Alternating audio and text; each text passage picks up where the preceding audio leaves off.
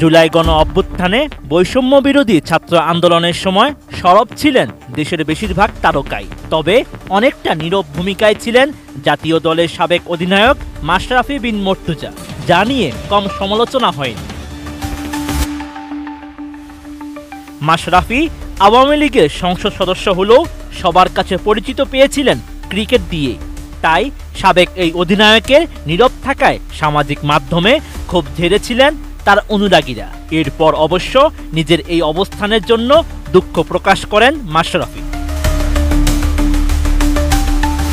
এদিকে বিপিএল এর ১৩তম আসরে খেলছেন না মাশরাফি বিন মর্তুজা। আর এই আসরের মধ্যেই সামাজিক মাধ্যমে প্রচার করা হচ্ছে তিনি মারা গেছেন।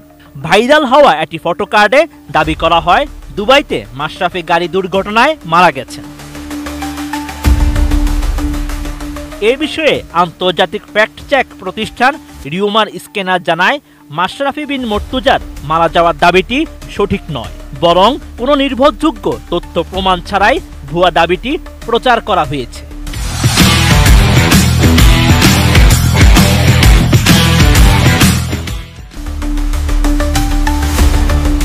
রিউমার স্ক্যানারের অনুসন্ধানে দেশীয় ও আন্তর্জাতিক কোনো সংবাদ মাধ্যম কিংবা সংশ্লিষ্ট নির্ভরযোগ্য কোনো সূত্রে মাশরাফির দুবাইয়ে অবস্থান বা তার মৃত্যুর দাবি সংক্রান্ত কোনো তথ্য পায়নি।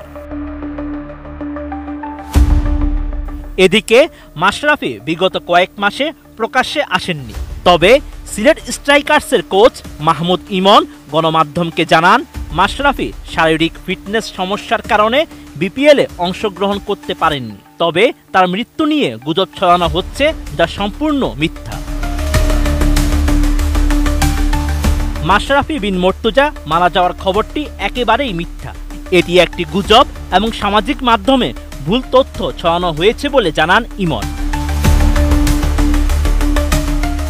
এছাড়া বিপিএল শুরুর আগে মাশরাফিকে নিয়ে সিলেট কোচ বলেন, সে এখনও তাদের স্কোয়াডে রয়েছে, কারণ এই দলের ওতপ্রোত অংশ হচ্ছে মাশরাফি। পরিস্থিতির উপর নির্ভর করছে তার খেলার বিষয়।